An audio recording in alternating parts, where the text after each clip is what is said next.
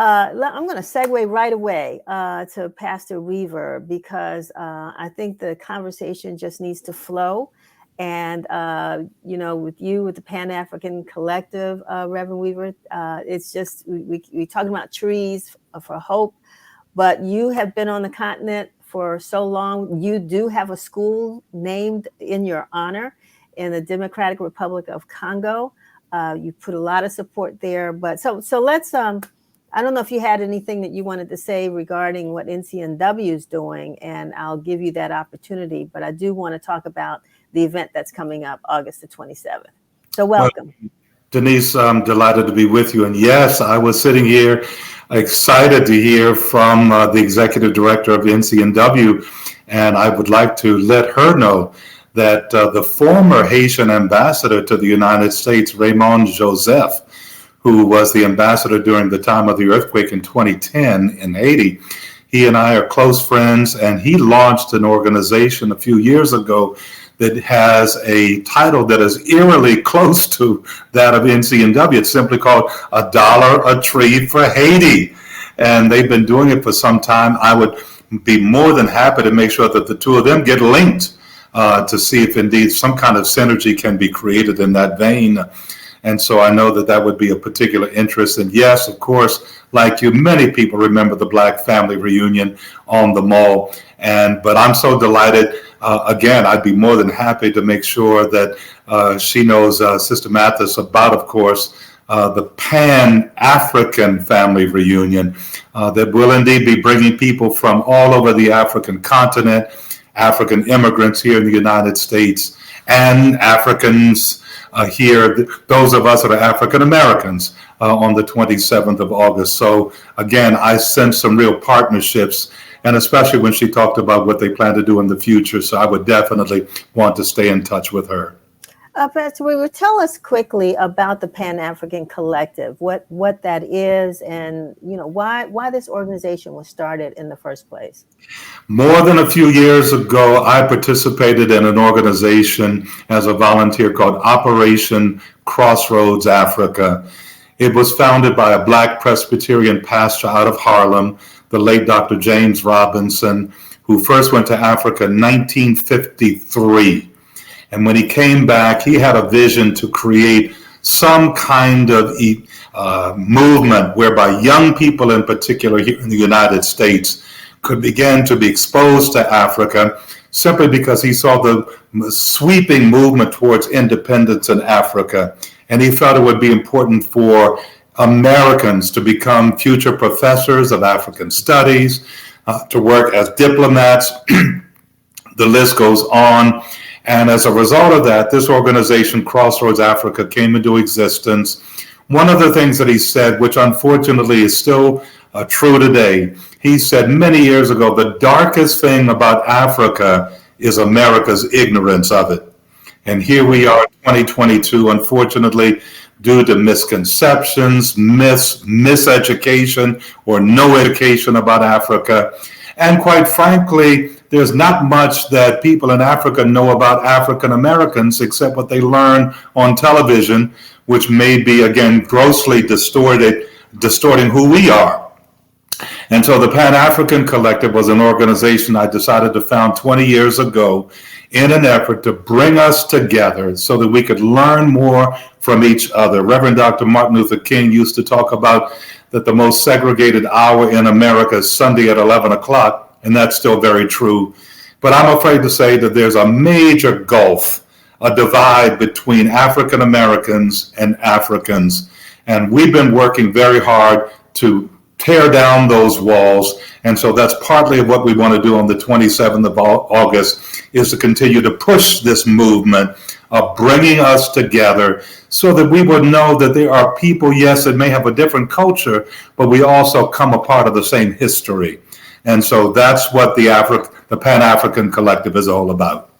It's interesting, and as you know, I just returned from Benin for about 9 days, and tell you, it's nothing more therapeutic than what I would say going home.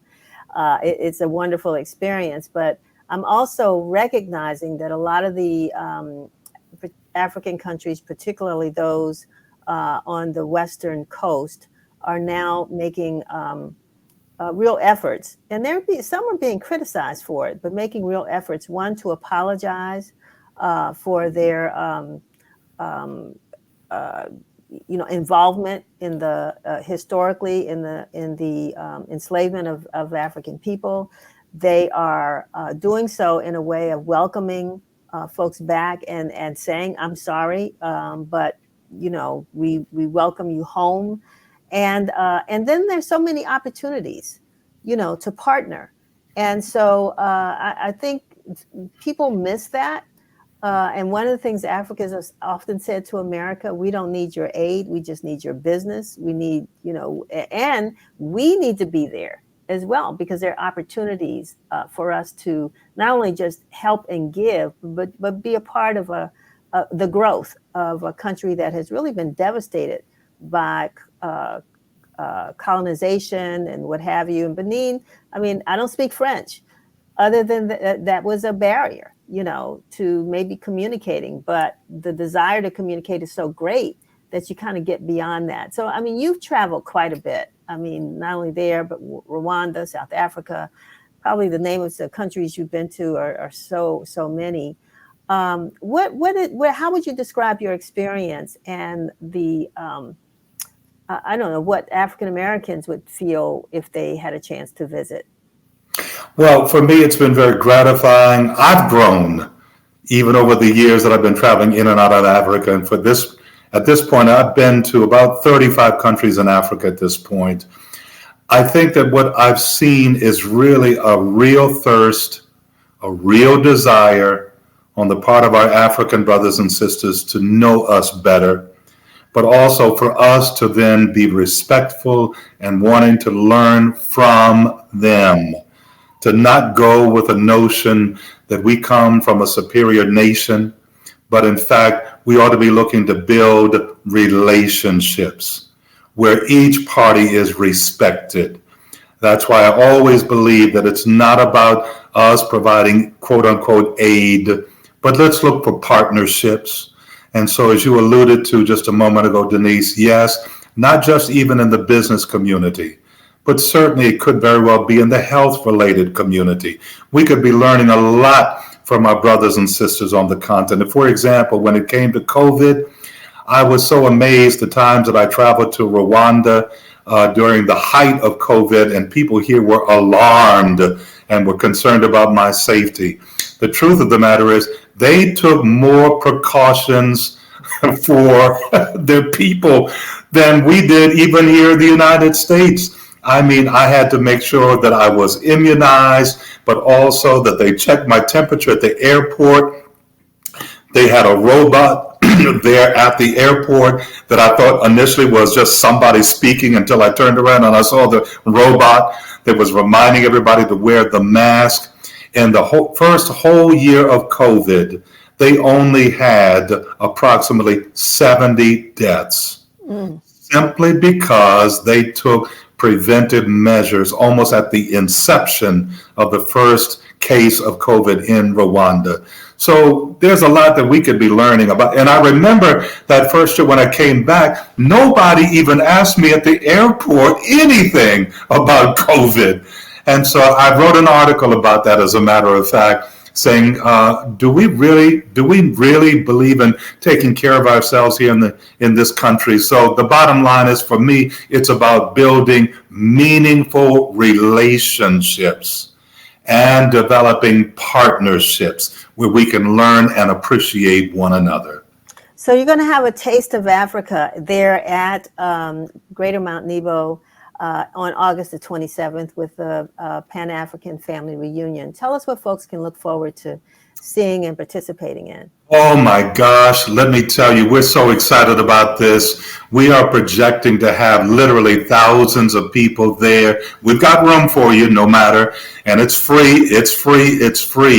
We are going to be having entertainers. We have a gospel singer from Angola. She's currently in Brazil, but she's coming all the way from Brazil directly for this event. We've got people that will be providing the spoken word. We've got drummers. We've got some dancers from West Africa that will be showing and teaching people how to indeed perform a particular type of dance.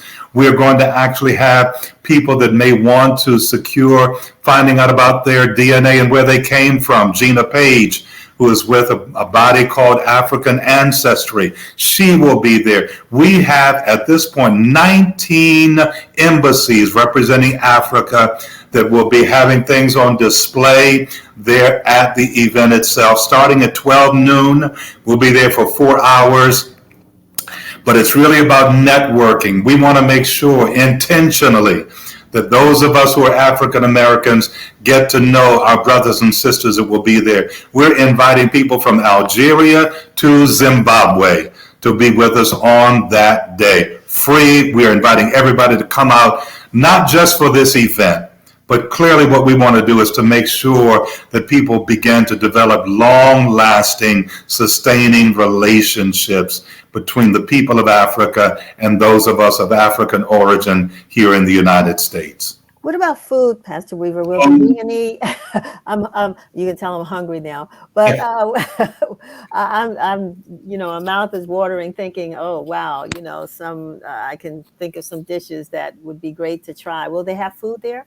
Oh, absolutely. Now that's the only thing that people will have to pay for, but we've got some African American vendors that will be there providing some good Caribbean food and African food and seafood. And I must say, everybody keeps asking me, "What, Pastor, when you say seafood, does that mean fried fish?" Yes, of course, we'll have the fried fish. And so even for the kids, the basic things like the hamburgers and the hot dogs, we're actually going to have a kids zone so that we'll have the moon bounce. We've got face painting for the kids. We'll have that embassy row that I just talked about. And we've got exhibitors and vendors there with African clothing and jewelry and books that will be sold as well. We sit on 90 acres, so we've got plenty of space for people to come by. They'll be able to engage in social distancing. But yeah, so there'll be plenty of food to eat as well. That sounds fantastic. I can't wait to be there. I know that the Washington Informer plans to have a booth as well, so that we can, because we do have our international page that focuses primarily on Africa and the Caribbean. But and I think I want you to raise that issue too before we go, Pastor Weaver, that when we talk about Africa, we're still, and Pan-Africa, we're talking about the African diaspora, correct? Oh, absolutely. As a matter of fact, we've reached out to the Caribbean island nations as well to invite them to come in representation from the embassies, but also some of the countries in South America. Because, for example, Colombia now has its first Black Colombian serving as their ambassador here in the United States. We all know, or many of us know, that, for example, in Brazil, there are millions of folk that look like us there within the country of Brazil. So yes, you're absolutely correct. So we want to make sure if there may be Cubans, Haitians, Jamaicans, Trinidadians, the list goes on, that comprise the African diaspora. That's really this call for them. And let's face it, if there happen to be people that normally live in London or in Paris, but they happen to want to come to the United States for the Pan-African Collective, they are welcome, because there are indeed thousands, hundreds of thousands of Africans now living in England, Great Britain, but also in France as well. There is a member of the parliament now in Italy who is originally from Africa. Wow. Oh, yes. Yeah, So this goes on. So this is really taking on dimensions for people around the world.